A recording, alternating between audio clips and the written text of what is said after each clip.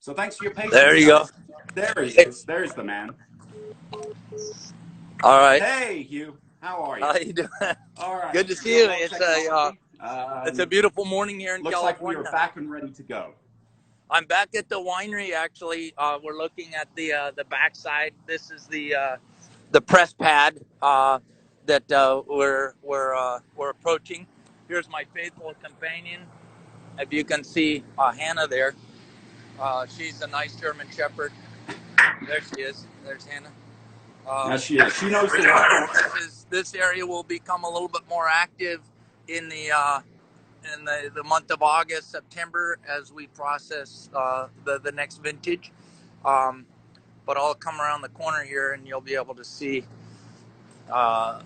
out onto the property a little bit. Uh, but yeah, beautiful morning. A little bit cool here as um, we have had a fairly cool spring. Early bud break. We didn't have a lot of rain this year, but relatively cool temperatures over the last 6 weeks or so have slowed things down. But anyhow, here's our view. You guys are looking at the house. That's over in that direction. So we'll climb out on the winery roof a little bit. Fairly quiet today at the winery. No visitors for the last month or so. But we are gearing up to commence bottling of our 19 vintage next week, so that's going to be pretty exciting. But there's the house. There's down below. You can see where the production buildings are, and into the hillside there are the caves where all our bottles are stored. We've got the old barn also dating back to the 1800s, and then the main winery building here where I spend a lot of time. Big, beautiful So, eucalyptus tree there. so things are But yeah, super. Even though with everything slowed down in terms of people showing up at the winery, things are very busy behind the scenes. behind the scenes, we are gearing up for the next vintage, and then also working to get the 2019 vintage into the bottle. So behind me, you see the building there. In this building behind me, we have all of our tanks and barrels of the 2019 wine, and so the blends have been assembled. Not all, but more than half of the different blends have been assembled. And then as we look down in that direction, there's going to be a pipe that leads us from where we are up here on top of the hill down to those buildings below. And the sugared yeasted wine will be loaded into bottles, and then those bottles will be taken into the caves and stored there for second fermentation and aging. So that whole process is about to commence starting next week. Yeah, I mean, unlike other wineries in the valley, the fact that Schramsberg specializes in traditional method, and that's what drives it. I would imagine that the man hours and the just because of the technique and the process, there are so many more steps and so many different ways that you guys are going to be busy at times that the rest of the valley isn't. It is. This is definitely a time, across the winemaking regions in the northern hemisphere where people are looking to similar challenge in that regard, where you have um, tank barrels in anticipation of the next vintage. Obviously, we need space to put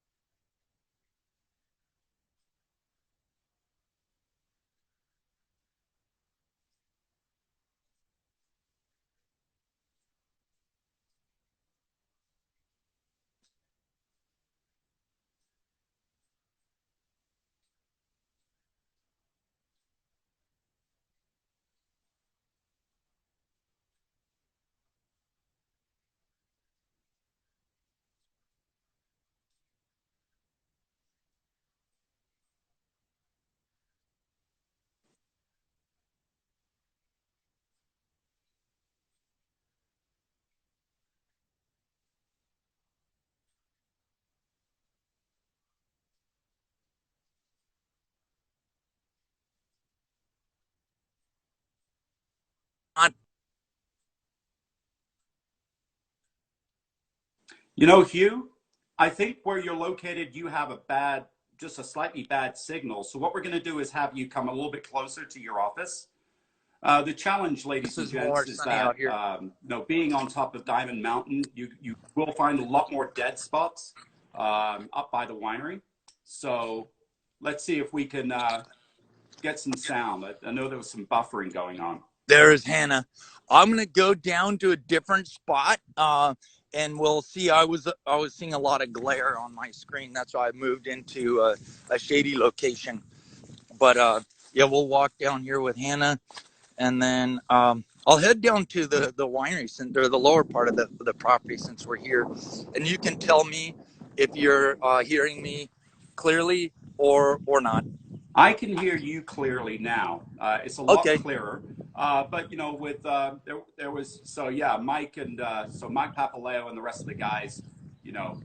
Audrey had mentioned if you could mention again what you were saying on top of the roof in terms of what's going on in the in the valley right now in terms of This is bottling. a time of year when people are looking to get the wines from the prior vintage or two vintages, depending on where exactly you are. With Cabernet, for example, it might be 2 years in barrel, and now we've got to empty the barrels to get ready to bring in juice from the next vintage. So the harvest will happen starting in August, September, October, in that time period, and then between now and then everybody needs to make space for that next vintage to come in. And so there's that activity happening in the winery.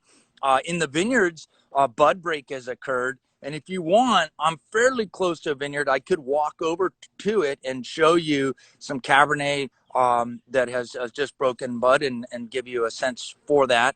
Although Yeah. I don't want to lose the feed either. Totally understand. You know, we never know how the connection is going to be in your world. So if you can take the chance, by all means do so. I'll start Uh, walking in that direction, and if it gets harder and harder to hear me, then I guess somebody will just have to holler. sounds like a plan.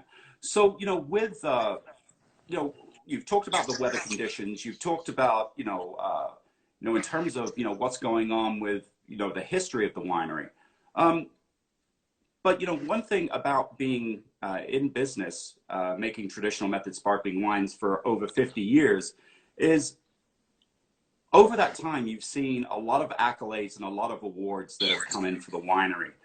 Of those, which has been the most notable from your perspective?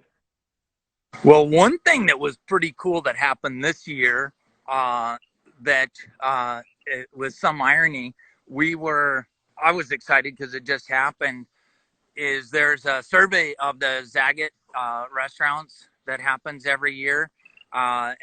This does happen in conjunction with Wine and Spirits magazine. And so, as you can imagine, we're all working hard, frankly, working hard with the Wilson Daniels crew to establish our brand, to give it position in the marketplace. And where do we most like to do that? Well, of course, with the finest restaurants across the country. That's important to us. We don't make sparkling wine because to just drink it. Of course, we like to drink it, but we like to enjoy it with food, right? It is delicious, and it wants a place at the table. And so in March, it was like middle of March, I got this notification that Schramsberg was uh, the number 43, not for sparkling wine, but just for wine in general, number 43 most popular wine in the nation's Zagat restaurants. I thought that's pretty cool, right?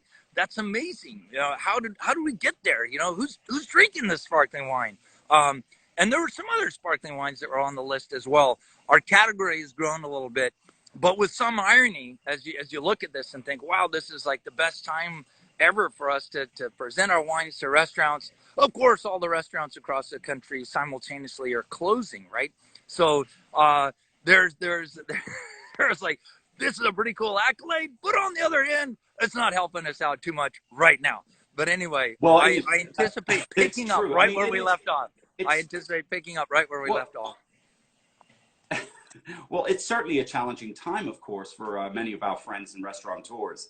Uh, but I think in many ways that goes to the quality of the wines and their ability to be food friendly.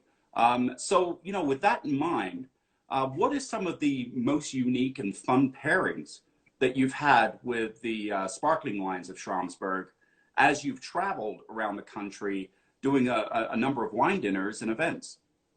This last year, we focused on a series of dinners that were done in Asian restaurants, Japanese restaurants. Included in that trip was a stop in Tokyo, actually, and a stop in Seoul. This was in November of 19, which sounds like a long time ago all of a sudden. But we really had some beautiful success, I think, with that effort across the country, and I am excited to see more more, you know, and well, again, we'll see how things go, but more enthusiasm for Asian cuisine. And I think in an interesting way, even though sparkling wine isn't part of, you know, the history of Asian cuisine, if you will, the long history of Asian cuisine, more recently, sparkling wines have become favored in conjunction with the seafood preparations that really characterize much of Japanese cuisine, for example. And so that's been really exciting. The beyond that, we continue to do our Camp Schramsberg program and Camp Davies program in conjunction with Meadowood here in Napa Valley, and so we've really been able to develop, I think, in a much more serious way over these last 20 years with that program. We've actually had well over 1,000 participants representing consumers around the country, but also restaurateurs, and so we take that very seriously. Something that we're building upon from, you know, the work that my mom and some of her colleagues would have done going back to the 1960s, going back to our earlier part of our conversation, where at that time there were no fine restaurants and wine country here in Northern California, and if you wanted to present your fine wines with the delicious cuisine, well, you had to make the food too. And so to think of that moment compared to where we are today, it's pretty cool. It's pretty cool to have made that that transition. I'm going to show you, William, since we're here. Our guys are disgorging down in the disgorging area, so I'm going to flip the Oh, camera right on. here, and you'll get so there's to that, and I'll give you guys a little demo. If I go inside the building a lot, then I'll lose the signal. So I'm going to stand on the outside, if that makes sense. So check this out. Not and yeah, it looks like Will Moriarty has also been to Camp Schramsberg. I had the pleasure of attending in 2017. So for many of our trade partners that are on the call, if you get an opportunity, do go. Held twice a year, one focusing on the vineyards, the other focusing on disgorgement and being in the winery. It's a phenomenal experience that, you know, allows you to immerse into the production methods of Schramsberg and to see some of those vineyards hands on. So it looks like, yeah, we're in the winery, and you got a couple of guys hard at work over there. We're working on one of our rosés. This is the Carencia rosé from the 2016 vintage. The neck freezer is over on my right side, and you can see the bottles being loaded into the slots. I might move into the building, and I do so with the risk of losing you guys. So holler if that starts to happen. But as you look across this room towards the back on the right-hand side, yeah, Hugh, I think that we're losing you. oh, you are losing me. All right. Well, we took a little peek. I'll back up so I can give you a better explanation of what is happening in there. Can you hear me better now? Much better. But you know, it's funny that you brought up that they're bottling the Carencia rosé, because we haven't really talked about how important the Davies family has been in certain charitable, functions for, both climate change and preserving the way of life in the valley. So tell us a little bit about the Carencia and what that stands for. Uh, Great. Thanks for thinking of that. The Cadencia is a wine that we've been making for 20 years. We predominantly sell it through our club and direct from the winery. 20% of the proceeds from the sale of that wine go to our Jack Davies Agricultural Land Preservation Fund. So my dad, Jack Davies, died 22 years ago in '98, and so we started working with the developing a foundation in his name at that time. Backing up a step, he was very involved in this county, going back to the '60s when they first arrived, with the notion of developing agricultural land zoning so that we could protect the land that we use for viticulture here for generations. And so an ag preserve was established. He was one of the leading advocates for that overlay of zoning. Today, over 32,000 acres, essentially the entire valley floor between the towns is protected as an agricultural preserve. And with that, people are not allowed to subdivide their land into parcels smaller than 40 acres. So that would be a maximum of one house per 40 acres. And further, there are no commercial or otherwise industrial activities that would be permitted. A winery can exist, and some tasting and sales can occur there, but it is a fortunate thing that this work was done all those years ago to establish the zoning further in the hills. And I'm actually in a pretty cool spot now. I'm going to flip the camera and you'll see where we are. This is our McEachran vineyard.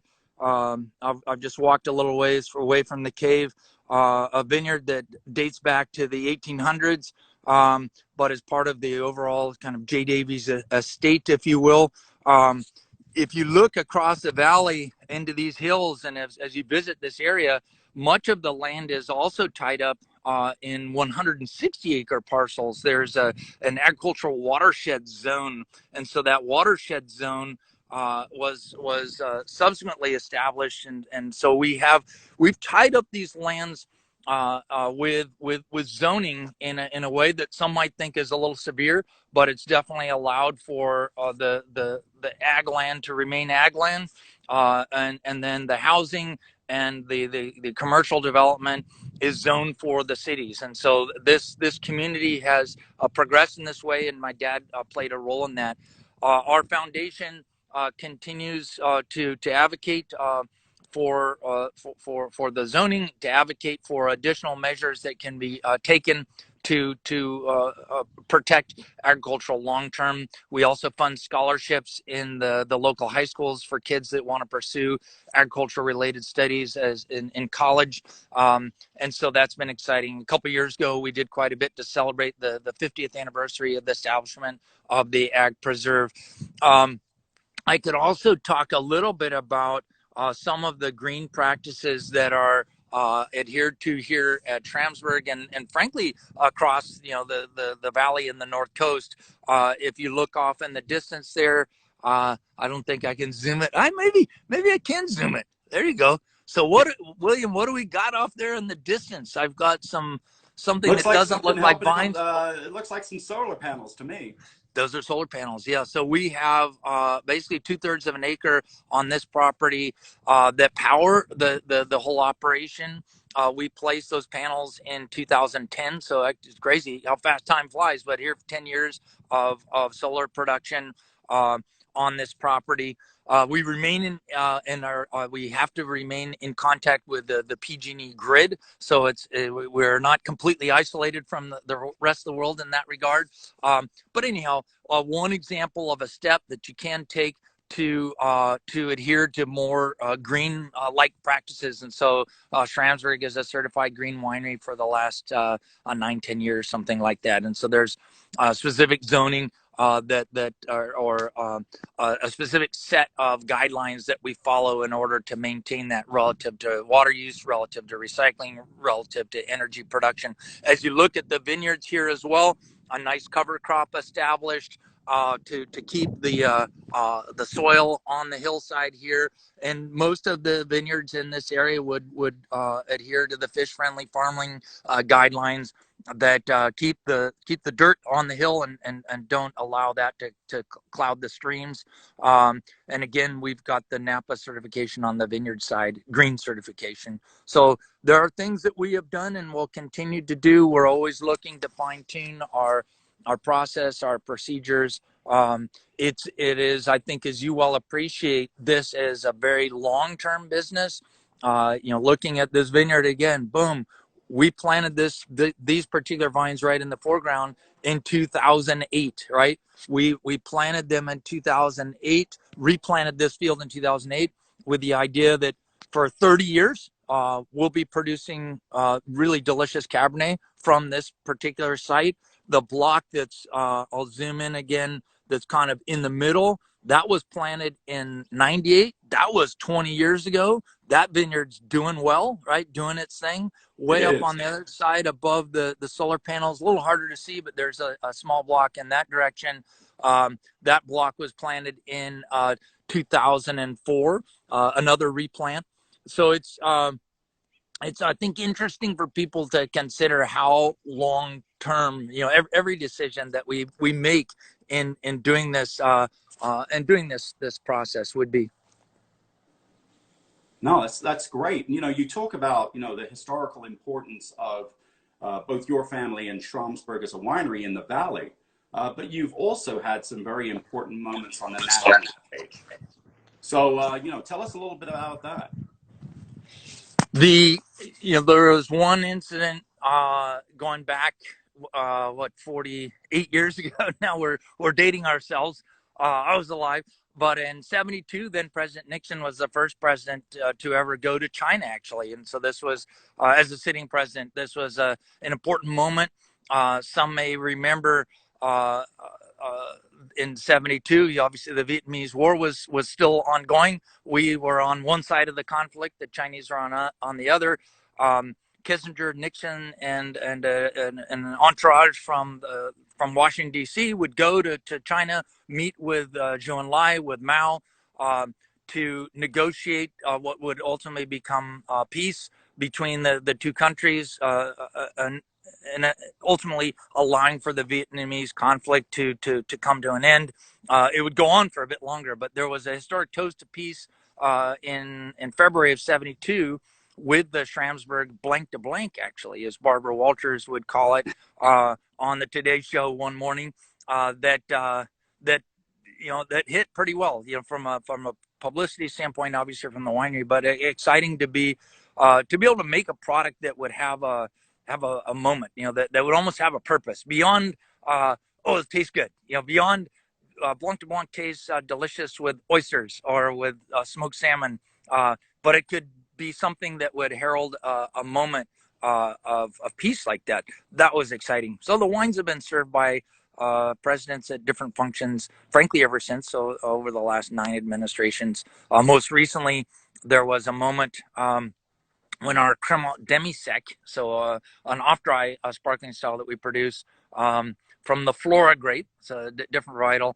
was used when the French president visited the White House a year ago, and so that was served with a nectarine tart with a little bit of creme fraiche.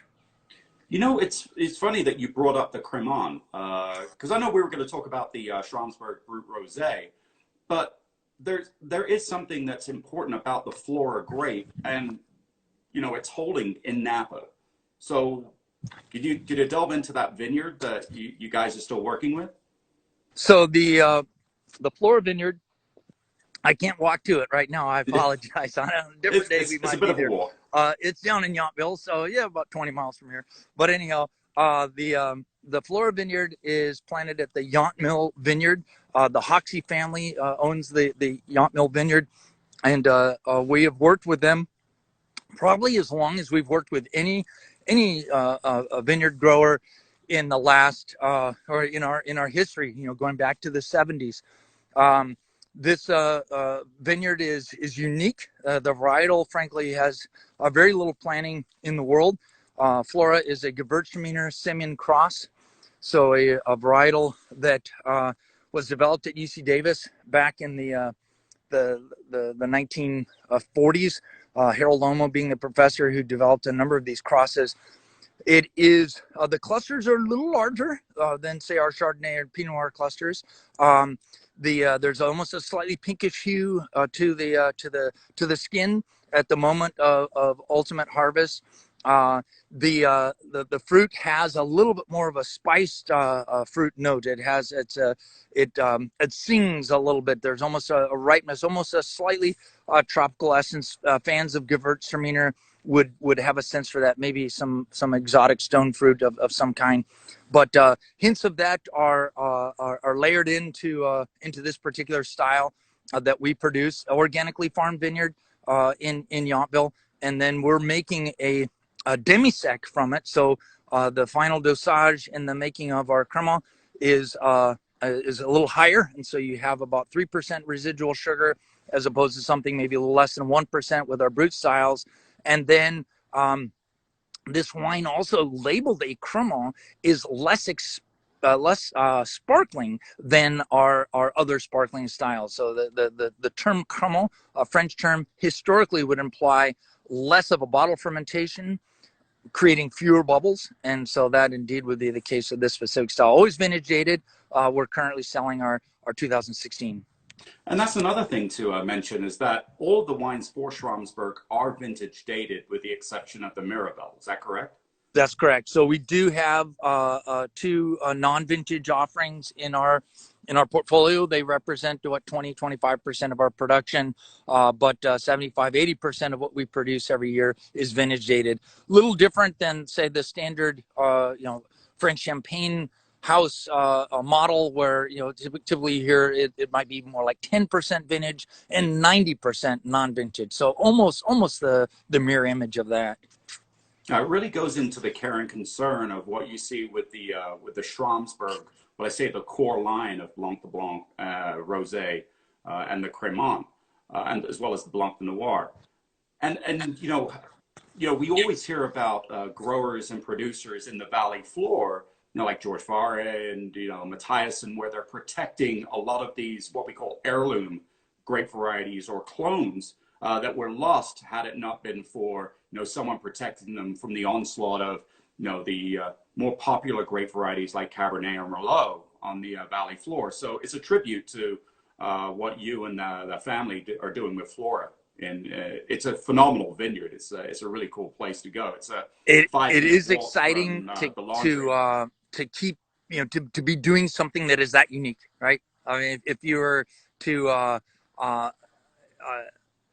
be interested in tasting a wine from the Flora grape, that might be your choice. That might be the one. And there are definitely a number of producers in the broader Napa area, Sonoma, Northern California area, where unique varietals are produced. Clearly, the world knows us for Chardonnay. It knows us for Cabernet, perhaps Merlot, Pinot Noir, Sauvignon Blanc. But there's a lot more behind that, and it can be quite exciting. I'll flip the screen here. This is another different view of the same vineyard, but it's a nice look here where I'm standing. We're at about probably 600 feet, 650 feet in elevation, and then getting all the way down to the bottom of our vineyards here, you're probably more like 550 feet in elevation. Most of our vineyards actually are up on the J. Davies site, the old transfer property, are up above that knoll there, which you can't see those vineyards from here. And similarly, they're up above that little ridge in that distance too. They go up to about 1,000 feet overall. Might be fun just to take a look at the vines here. Yeah, that'd be great. Do we have any ampelographers out there? Anybody can do a little bit of vine identification? It's early in the season. There are no grapes out there, but this is a Petit Verdot. And so you can see some of the shoots are pushing out maybe 4 inches kind of at a max.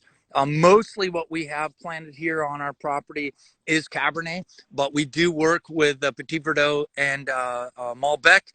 For that matter, we have a little bit of Cab Franc and Merlot also on the property. So the focus of our J. Davies estate here, which we're kind of spanning across in this particular screen. Can't see all those vineyards, but a pocket of them here is on the Cabernet varietal. And so here we have been working with Cabernet, producing our J. Davies Cabernet since the 2001 vintage, but growing Cabernet since 1994. And so you're really a third era of winemaking on this property. If you go back to the 1800s, the Schram family would work with Riesling, Chasselas, De Rief, Zinfandel varietals that would come from Germany and kind of the more Eastern Europe at that time. Some of the French varietals would not become popular here in California for a little while later, right? When we think about Chardonnay and Cabernet, the Burgundian or Bordelais varietals. But in that earlier era, it was these more Germanic varietals that were grown. So eventually, that winery and the family would go out of business and leave the area. As my parents revived it, we would grow Chardonnay and Pinot Noir here on this property. And today, since the 90s, Cabernet with our J. Davies brand in mind.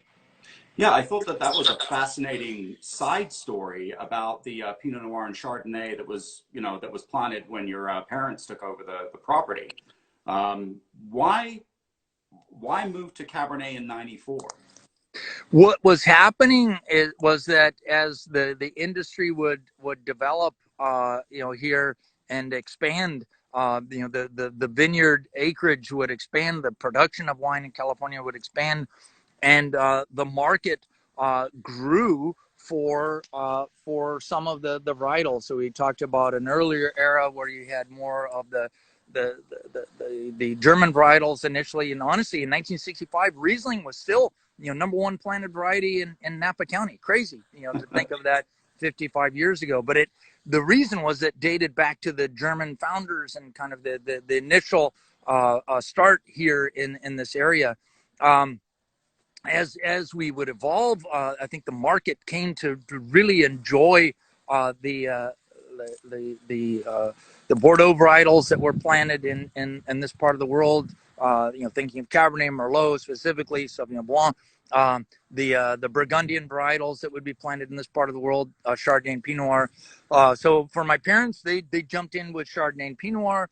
But as that would get fine-tuned, areas that weren't planted at all in the 60s or really even into the 70s would start to perform better with Chardonnay and Pinot Noir. And so what I'm talking about is the gradual move to the Carneros here in Napa County, so to the south part of Napa, closer to the bay where there's cooler air, or out towards the coast. So pockets of the Mendocino coast, specifically Anderson Valley, pockets of the Sonoma coast, whether you're up in the Fort Ross Seaview, the greater Russian River area, or more specific pockets from Occidental to Freestone to Petaluma, etc.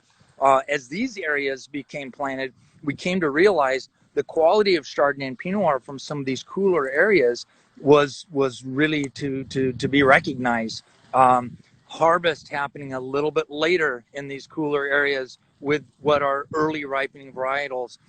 Fruit intensity maybe a little bit more pronounced. Acid retention in the fruit, natural acidity a little higher as well. And so it's been very exciting for us to be part of that evolution. And ultimately, as that was happening, we came to realize there might be a better a crop, if you will, that we could do from our own site here on Diamond Mountain. And for those who are more intimately familiar with our industry, not surprisingly, Cabernet emerged as a great choice for these volcanic soils here in the north part of Napa. That makes sense. So you talk about that evolution of these vineyards, both in Carneros and out toward the coast. You grew along with many of these name-recognized vineyards. Who are some of those vineyards that Schramsberg works with? So we have developed relationships now. It's crazy to think, but over 5 decades of work focused on a specific task, we have developed great relationships with a broad range of sites. Some of them we've worked with for over 40 years, as I talked about with the Flora Vineyard down in Yountville. But we're also working with vineyards in the Carneros now for 30 years. There are names that people will recognize: Hyde, San Giacomo, Kubusan, another significant holder, Schaefer down in the Anderson, or excuse me, in the Carneros district. But there are other growers that maybe only have 10 or 15 acres that it can also work quite well. So there's a Wilkinson, a Tognetti, a Schwartz, to name a few. As we move out towards the coast, up in the Anderson Valley, we're fortunate to work with the Farrington Vineyard and making a delicious Pinot Noir. There's a Gorgon, which is on the opposite side of the valley, closer to the coast, in the deep end of the Anderson Valley, if you will. We have our own Jesser Vineyard that is a 30-acre Pinot Noir vineyard planted in the Philo area. To reference a few of the sites up there, Wiley, another important one in Anderson. But as you come down through the Fort Ross Seaview pocket of the Sonoma Coast, there's a Nobles Vineyard that's important to us. As we get into Occidental, Horseshoe Bend, a site that we lease and farm with Art Robledo. We do quite a bit with the Dutton family in kind of the West Sonoma County, west of Sebastopol, into the kind of Freestone area, Grayton, Green Valley. There's a Kiefer Vineyard that we now own a small portion of, and have worked there for over 20 years. Hawk Hill, to name a few, into the Petaluma Gap, and further south into Marin County, some exciting vineyards. There's a Redding Ranch that is another site that we lease up in the hills above Nicasio. Skywalker is another that people may be aware of in the hills of Nicasio. So we have a pretty deep range. You know, honestly, there are I think last year about 130 individual blocks that we harvested, Chardonnay and Pinot Noir blocks that we harvested for the purpose of making our sparkling wines. No, and I think that a lot of people tend to forget how the consistency of the wines of Schramsberg. You know, do you, and over 50 years, all of the 90 plus scores and all of the great ratings and reviews, is that a testament to the relationships that you've built as well as the winemaking? Or, you know, where do you see that philosophy, not only, you know, in the past 50 years, but moving forward? Well, I think that I'm approaching some weed eater, so I think the background sound may be a little obnoxious. So I'm gonna move. We're involved in spring cleaning, definitely here. The Sorry, run the question by me again. So the question was, you know, you've got 50 years of great ratings, great reviews. Is it a testament to the relationships that you've built with these, you know, arguably the greatest names in Chardonnay and Pinot Noir in the North Coast? Or is, you know, do you see that there have been some changes in winemaking and technology in the vineyard, in the winery, sorry? It's going to be a combination of things, certainly, William. You know, there every year gives us another opportunity to fine tune what it is that we're doing. We take it very seriously. We really enjoy what we're doing. We want to be doing this for decades to come. It's got to be good, right? It's got to be good. But I would say that, you know, the relationships with the vineyard ultimately, you know, from a qualitative standpoint, the quality of the fruit has got to taste really delicious, right? That's how we're going to be successful at this. And so we came to, you know, my parents realized that even from the outset. I talked about the 65 vintage being from one particular vineyard. That's true. Okay, that year we worked with one vineyard. But even in the infancy of the brand, my parents had this idea that they wanted to work with a range of sites. If you think of the Champagne district, and certainly in their minds, that was a model, right? You have the Côte de Blanc, you have the Montagne de Reims, you have the Vallée Le Marne, you actually have, which people may not always think about, you have Chardonnay, right? That's different than Pinot Noir, but we can mix them, right? White varietal, red varietal, Pinot Meunier, another red varietal, and there are some other varietals that may play a small role with some producers in Champagne. But you really have it's an area that has consistency, but also layers and dimensions. And so what they were looking to do here was to capture some of the character from our Diamond Mountain site initially, to work with vineyards further south in the valley, towards Yountville, towards the city of Napa. And then there are other vineyards in Calistoga and St. Helena. And we also did quite a bit up on Spring Mountain. Sometimes these hillside locations give you a slightly longer hang time. We think of that with Cabernet, but back in the day, we might have thought that of that a little bit with Chardonnay as well. Domaine Chandon has had some success with some Mount Veeder vineyards, which are further south, but again, up in the hills. As we've gone on, we remained open to the fact that there might be some other regions in our midst, in our range that could also work. And 55 years on the one hand may seem like a short period of time, but on the other hand, it is a long time to be able to comb and fine tune and to develop. And so I do very much feel that what we're working with today is better than what we've ever had to work with. That there really is. Sometimes we think that things are not getting better every year. There are challenges that we will encounter, no question about it, right?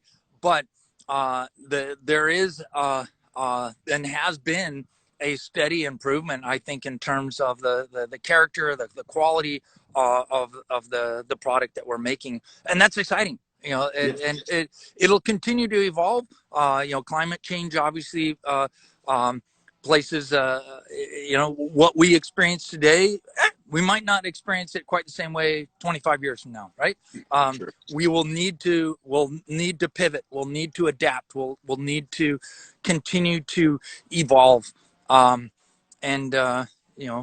guess speaking for the generation that will follow, I'll say now that they're up to the task and they'll be fired up to do just that. So there was a question that came through, how do you maintain that consistency and quality with, so many different vineyard blocks and wine and grape sourcing?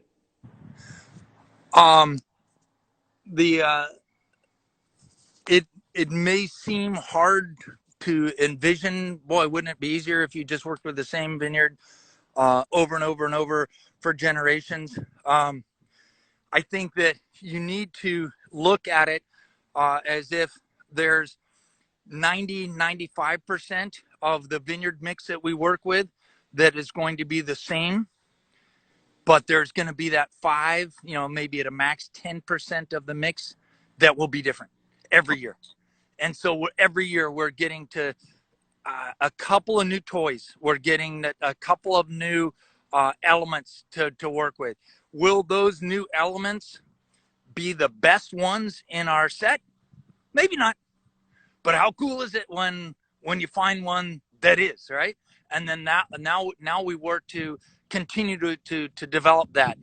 Can we make more of that? Is there another vineyard nearby that maybe someone would also want to work with us on? Or as we've been able to develop as a business a little bit more recently, maybe there's an opportunity for us to lease that site and add some acreage to it. Or in a more extreme case, although you have to suck up your gut, maybe there's an opportunity for us to even borrow the money to buy the darn site. How cool would that be? Might be hard this year. I don't think that's happening this year, or probably next year either, for that matter.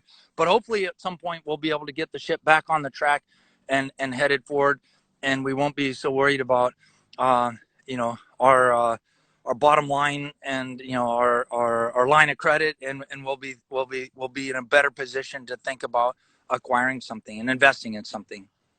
Well, I think that it's apt to use an analogy that Schramsberg is much like the great houses in Champagne, focusing on these Grand Cru, Premier Cru villages sites to create that complexity. I think that you've done exactly that same in an area where it's more geographical from an AVA perspective, but finding the best vineyards and the best farmers in the North Coast.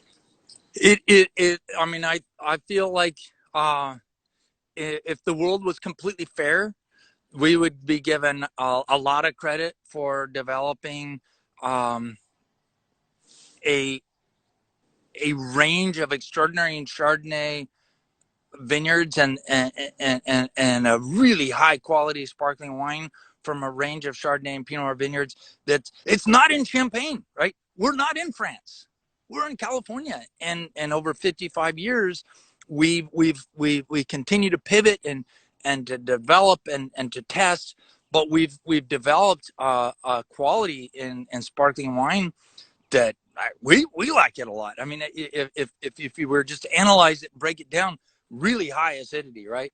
Very vibrant fruit, beautifully aged sparkling wines that still have youth and vitality. You taste the 10-year-old Schramsbergs, the 20-year-old Schramsbergs. It is it's not something that everyone has done here. Um, the world will for the rest of my life, I think there will be more reverence for the Côte de Blanc, the Montagne de Reims, the Vallée Le Marne, for the sparkling fruit, right? The people think of that Champagne region, but darn it, the Carneros, the Sonoma Coast, the Anderson Valley, that's pretty good. That No, that's it is that's impressive, that's right? pretty good. No chaptalizing, and no sigillating. So those that's a nice that's a nice mix, right? It's a nice fit. There's nothing wrong with that, and I think that we're onto something. I often will reflect back to my parents. 55 years ago, thinking, what, someone's going to make some really delicious sparkling wine here in California, and how about we be that. We'll be those people who kick that off. And so it is cool. There are a number of French producers that have come to California. um Sometimes we feel like our category, should have more recognition than it has. But then we have to step back and realize, oh no, actually it's pretty good. Yep. Over the, especially over the last 10 years, there seems to have been a nice lift in the sparkling category, certainly here in the United States. Well, to start that with producers like Shandon and Tadenjay and Mum, uh, making a concerted effort to see what's going on in the North Coast, it's a testament to what you and previous winemakers that focus on this style have done. So, with us at an hour, hey, hi, what's going on, Chris? Uh, is there anything that you want to tell everyone else in closing? Um, anything new that's happening at the winery that we might be privy to? The release of the rosé, for example. Well, we've got the 2017 rosé that is just now beginning to ship. Beautiful wine. The rosé, this particular vintage, gets just over 70% in terms of the Pinot Noir, so slightly higher than a couple of our preceding vintages. Crisp tart Chardonnay at the backbone of this style.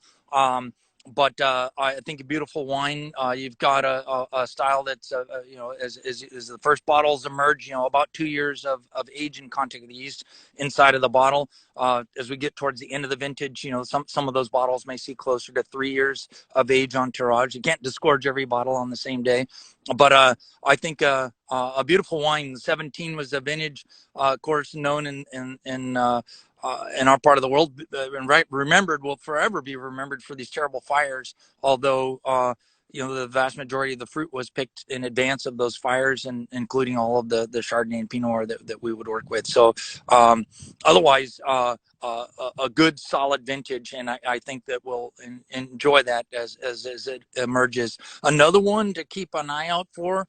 We're just now releasing our 2011 J Schram, the 11 vintage. Another one that Yeah. of the last 10 years that people will remember. Why do we remember the 11? Oh, that was the really late year, right? That was like the latest of all years. It was wet. It was colder.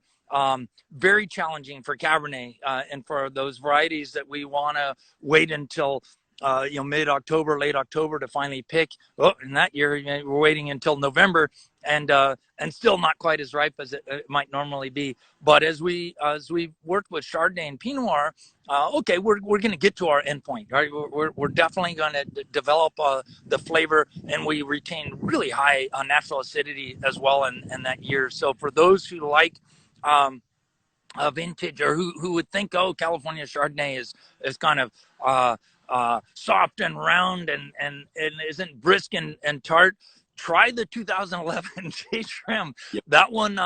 That one might surprise you if you know. I'll speak out to some of my friends on the East Coast or even in Europe who assume that it's so warm in California that you can't have natural bright acidity. That one will be impressive, and I think will stand the test of time for honestly decades to come.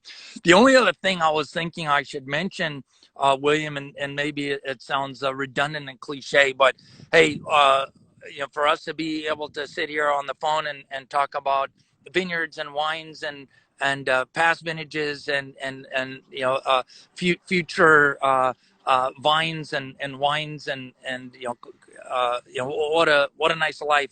We are very, very lucky. I feel like we are very fortunate. You know, I count my blessings, and I realize that, you know, while we're dealing with a difficult economic environment, obviously there's a very significant health challenge out there that knock on wood is not reached us here in kind of our kind of remote hillside location, but our hearts go out to all those people on the front lines who are dealing with this. And obviously we're hopeful, along with everyone else, that there will be a